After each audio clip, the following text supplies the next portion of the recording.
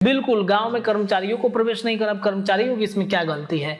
सरकार की तरफ से आरजेडी को भी सोचना चाहिए कि मैं कर्मचारी इसमें क्या करेंगे भाई।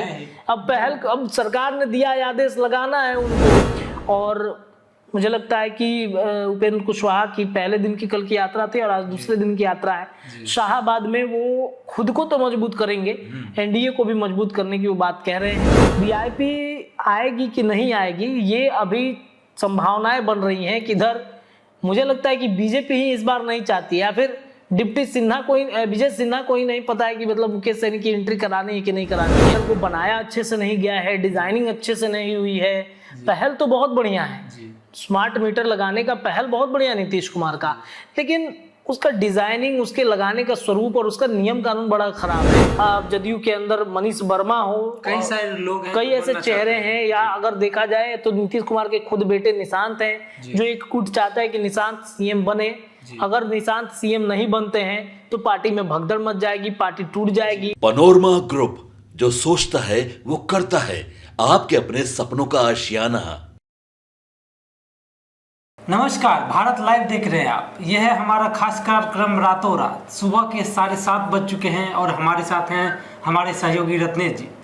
रत्नेश जी, आपसे कुछ सवाल है, वही लेके हम लोग यहाँ पे आए हैं और वो आपसे जानना चाहेंगे। सबसे पहला सवाल तो ये है कि नीतीश कुमार अभी चर्चा में बने हुए हैं, तो क्या नीतीश कुमार का कुर्सी खतरे में, या नीतीश कुमार कुर्सी छोड़ना चाहते हैं? नीतीश कुमार के कुर्सी छोड़ने की चर्चा आज से नहीं हो रही है। मुझे लगता है कि 15 से ही लगातार हो रहा है कि नीतीश कुमार की कुर्सी के दावेदार अब नीतीश नहीं रह गए, कोई और है। तेजस्वी यादव सामने आए। कहा जा रहा था कि तेजस्वी यादव जब नीतीश कुमार के साथ गठबंधन में आ गए हैं तब लालू प्रसाद यादव पैरवी लगा रहे थे कि आप मतलब कुछ ऐसा कीजिए, या तो अब आप रिटायरमेंट ले लीजिए, तेजस्वी यादव को उस कुर्सी पे बैठा दीजिए। बिहार के भविष्य हैं तेजस्वी यादव। अपने जीते जी तेजस्वी यादव को मुख्यमंत्री बनता हुआ लालू प्रसाद यादव देखना चाहते हैं। और इस वजह से, हालांकि तेजस्वी यादव को जल्दबाजी इस बात की नहीं थी। 2020 में ऐसा लगा था कि तेजस्वी यादव बिहार के मुख्यमंत्री बन जाएंगे, लेकिन बनते बनते रह गए। नीतीश कुमार और भारतीय जनता पार्टी का गठबंधन था और उन्होंने किस तरीके से खेल 2020 के विधानसभा चुनाव में किया है, जैसे कि मान लीजिए कि मुकेश सहनी के विधायक हो या फिर अन्य दल के विधायक हो, मतलब सरकार बनते बनते तेजस्वी यादव की रह गई थी। कुछ विधायकों का समर्थन आ गया नीतीश कुमार के साथ, एनडीए के साथ, इस वजह से तेजस्वी चूक गए। अब तेजस्वी यादव चूके तो 2025 एक साल बाद है। तेजस्वी यादव मेहनत कर रहे हैं या नहीं कर रहे हैं, ये जनता 2025 में बताएगी, ये सब जानते हैं। लेकिन वर्तमान समय में क्या हुआ है कि नीतीश कुमार की एक्टिविटी को लेकर, नीतीश कुमार की सक्रियता को लेकर अब लोग सवाल खड़े कर रहे हैं। नीतीश कुमार उम्र के उस पड़ाव पर चले गए हैं जिस पड़ाव पर हर व्यक्ति को रिटायरमेंट ले लेना चाहिए। मुकेश सहनी ने कहा है, देखिए मुकेश सहनी कहने के पीछे की सिर्फ वजह ये थी कि अशोक चौधरी का वो ट्वीट, अशोक चौधरी ने जो ट्वीट कर दिया था कि बढ़ती उम्र में जो व्यक्ति नहीं समझ पाए उनको समझाना छोड़ दीजिए। ये बात जब उन्होंने कहा तो मुकेश सहनी ने भी कहा कि बिल्कुल सही बात है, नीतीश कुमार को अब सही बात है, रिटायरमेंट ले लेना चाहिए। और मुकेश सहनी ने एक चैनल को इंटरव्यू के दौरान भी ये बातें कही। जब पत्रकार साथी ने पूछा कि 2 शब्द नीतीश कुमार के बारे में, तो उन्होंने कहा कि नीतीश कुमार ने बिहार के विकास के लिए बहुत काम किया है, बहुत अच्छी पहल की है, लेकिन अब नीतीश कुमार को कुर्सी छोड़ देना चाहिए। तो नीतीश की कुर्सी पर कौन बैठेगा? जदयू के अंदर भी कई दावेदार हैं, अशोक चौधरी खुद दावेदार है सीएम के। क्या नीतीश कुमार सीएम का कुर्सी उनको दे देंगे? चूंकि लगता नहीं है, क्योंकि बहुत सारे लोग दावेदारी में खड़े हैं। विजय चौधरी से लेकर के जदयू के अंदर मनीष वर्मा हो, कई सारे लोग हैं, कई ऐसे चेहरे हैं, या अगर देखा जाए तो नीतीश कुमार के खुद बेटे निशांत हैं, जो एक गुट चाहता है कि निशांत सीएम बने।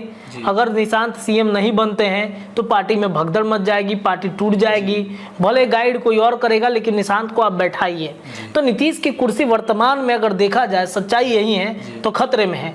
बीजेपी भी नीतीश की कुर्सी पर नजर है, प्रशांत किशोर की भी नजर सीएम की कुर्सी पर है। तो वाकई में वर्तमान के समय में नीतीश की कुर्सी पर खतरे हैं। और नीतीश कुमार स्वेच्छा से अगर छोड़ देते हैं तो कई व्यक्तियों के लिए, जैसा कि बाबा से कल हम चर्चा कर रहे थे कि नीतीश कुमार की कुर्सी को लेकर के क्या चल रहा है, तो नीतीश कुमार के बारे में उन्होंने कहा कि नीतीश ऐसा कर जाएंगे रिटायरमेंट के समय में कि उस कुर्सी के लिए मारामारी हो जाएगी। कुछ ऐसा खेल वो कर जाएंगे कि ना तेरा हुआ ना मेरा हुआ, अब लड़ते रहिए।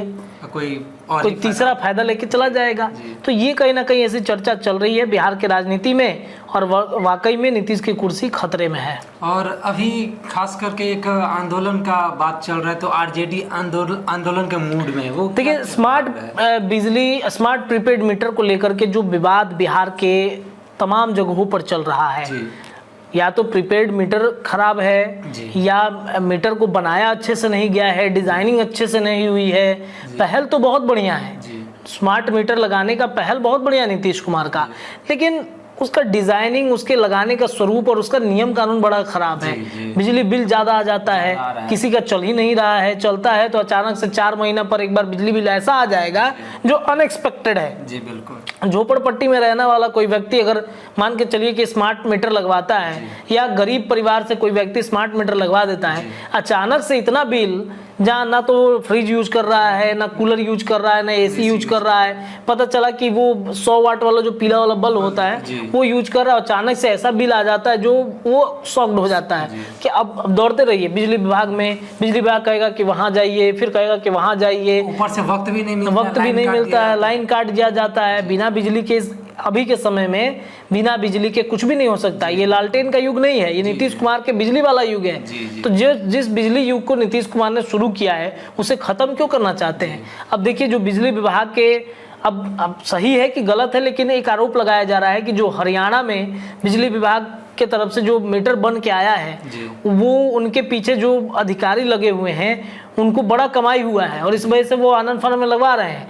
तो आरजेडी क्या कर रहा है, इसको लेकर के एक आंदोलन छेड़ेगी और सड़कों पर उतरेगी बिजली में स्मार्ट मीटर को लेकर के, और तोड़फोड़ जरूर करेगी। मतलब स्मार्ट मीटर के साथ ये मत सोचिए कि रोड पर तोड़फोड़ करेगी। स्मार्ट मीटर को तोड़ने की भी बात जगदानंद सिंह ने कल, उन्होंने ये भी कहा कि कर्मचारी को भी अंदर नहीं आया जाएगा, गांव में नहीं वो प्रवेश करने देंगे। बिल्कुल, गांव में कर्मचारियों को प्रवेश नहीं कर। अब कर्मचारियों की इसमें क्या गलती है? सरकार की तरफ से आरजेडी को भी सोचना चाहिए कि मैं कर्मचारी इसमें क्या करेंगे भाई। अब सरकार ने दिया आदेश, लगाना है उनको, कर्मचारी क्या करें? उनको उनकी नौकरी है। तो हमला आपको नीतीश कुमार पर करना चाहिए, जदयू पर करना चाहिए, कर्मचारी क्यों पीसेंगे भाई? ये बात को जगदानंद सिंह के और आरजेडी को लोगों को ध्यान देना चाहिए, और आंदोलन इसी बात को लेकर के हो रहा है। और एक अभी खबर चल रही है कि उपेंद्र कुशवाहा नाराज है। आखिर नाराजगी का राज क्या है? देखिए, उपेंद्र कुशवाहा, देखिए नाराज तो वो तब से हैं जब से उनके टिकट को लेकर के जो चर्चाएं चल रही थी काराकाट चुनाव में, शाहाबाद में ऐसी उनके पार्टी के कई ऐसे कार्यकर्ता से बातचीत होती है तो कहते हैं कि बीजेपी ने हमारा समर्थन नहीं किया है, जदयू ने हमारा समर्थन नहीं किया है। अगर समर्थन किया होता पूरे मन से, दिल से, तो शायद आज उपेंद्र कुशवाहा सांसद होते लोकसभा में। राज्यसभा में तो भेजे गए हैं, लेकिन लोकसभा में जो उनका सपना था उनकी पार्टी को मजबूत करने का, और इस वजह से नाराजगी तो जाहिर हो ही जाती है उपेंद्र कुशवाहा की। कई इंटरव्यू में आप जाके पूछिए ना, हम ही लोग इंटरव्यू लेते हैं, पूछ देते हैं, थोड़ा बहुत निकल जाते हैं, कहते हैं कि छोड़िए वो सब चर्चा का विषय नहीं है, जनता को सब पता है। ये नाराजगी उन्होंने जता दिया। कल उपेंद्र कुशवाहा निकल गए हैं यात्रा पर, बिहार की यात्रा कुर्था से इसकी शुरुआत वो कर रहे हैं, और मुझे लगता है कि उपेंद्र कुशवाहा की पहले दिन की कल की यात्रा थी और आज दूसरे दिन की यात्रा है। शाहाबाद में वो खुद को तो मजबूत करेंगे, एनडीए को भी मजबूत करने की वो बात कह रहे हैं, और एनडीए को मजबूत करके ही उधर से वो लौटेंगे। और एक और अभी ये लास्ट मेरा प्रश्न है कि मुकेश सहनी और भाजपा में आखिर लड़ाई की बात चल रही है, कौन सी? देखिए, मुकेश सहनी ने विजय सिन्हा को कह दिया था, वहीं मैं एक चैनल के इंटरव्यू में उन्होंने कह दिया कि बड़बोले हैं, अच्छा, समझ में नहीं आता है, कुछ भी बोल के चले जाते हैं। तो इसी बयान को लेकर के विजय सिन्हा जो डिप्टी सीएम हैं, उन्होंने कहा कि वो तो भ्रष्टाचारियों के साथ है, उनको क्या पता है कौन कितना काम कर रहा है, कौन कितना बोलता है, हम लोग बोलते नहीं, हम लोग काम करके दिखाते हैं। तो इसी पर जो राष्ट्रीय प्रवक्ता उनके हैं देवज्योति, उन्होंने कह दिया कि विजय सिन्हा जी, आपको याद है कि कैसे आप विधानसभा के अंदर जब नीतीश कुमार ने आपको बोले थे तो उसके बाद आप डायपर पहन के जाते थे, वो बात उन्होंने कही है। देखिए, ये राजनीतिक बात है, जिस तरीके से उन्होंने कहा है। मैं चाहूंगा कि वो छोटा सा क्लिप भी लगा दीजिएगा कि देवज्योति जो राष्ट्रीय प्रवक्ता है उन्होंने क्या कहा है। Johnny Johnny yes papa, eating sugar no papa. वाह विजय सिन्हा जी, वाह। जिस समय विधानसभा के अध्यक्ष थे आदरणीय नीतीश कुमार जी, जिस समय छुड़छुड़ी छुड़ा रहे थे विधानसभा में, उसके बाद ये डायपर पहन के जाते थे विधानसभा, डायपर पहन के, दुनिया देखा है। तो कम बोलिए विजय सिन्हा जी। आदरणीय सन ऑफ मला मुकेश सहनी जी संघर्ष करके अपने पैर में खड़ा होकर अपना निषाद समाज की आवाज को बुलंद कर रहे हैं। आप उनकी बात की तुलना नहीं कर सकते हैं। विजय सिन्हा जी, आप ये भी जान लीजिए, आपके जैसा कोई दवाई का व्यापार नहीं है। सन ऑफ मला मुकेश सैनी जी का और दवाई का गोविंद मित्र रोड में कहाँ आपका दुकान था 15 साल पहले, और आज कहाँ आपका दुकान है, उसका भी ईडी और सीबीआई को नजर है। सत्ता बदलने में समय नहीं लगता है। थोड़ा सा होश में बात कीजिए आदरणीय उप मुख्यमंत्री महोदय। वीआईपी आएगी कि नहीं आएगी, ये अभी संभावनाएं बन रही हैं। किधर मुझे लगता है कि बीजेपी ही इस बार नहीं चाहती, या फिर डिप्टी सिन्हा को ही, विजय सिन्हा को ही नहीं पता है कि मतलब मुकेश सैनी की एंट्री करानी है कि नहीं करानी है। कल को अगर मान लीजिए वो आ गए एनडीए गठबंधन में, तो इस तरीके के बयान की चर्चा तो होगी कि बताइए आप क्या क्या, हम इतना बड़ा बात आप कह दिए, डायपर की बात आप कह रहे हैं। ये कहीं ना कहीं सोचना चाहिए, बयान देने से वक्त भी सब समझना चाहिए क्या बयान हम दे रहे हैं। वो चाहेंगे कि वो बयान भी आप चला दीजिएगा। तो जैसे कि अभी तक का कार्यक्रम समाप्त हो गया हम लोग का रातों रात का, ऐसे ही खबर देखने के लिए हमारे साथ बने रहिए। हमारे चैनल पे खबरें लगातार जारी रहेंगी। तब तक के लिए धन्यवाद। पनोरमा ग्रुप, जो सोचता है वो करता है।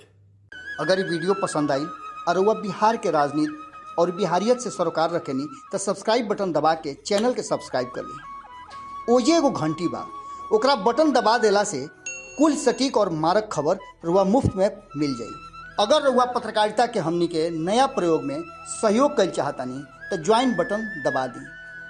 पेटीएम नंबर नोट कर ली 9386816700। धन्यवाद।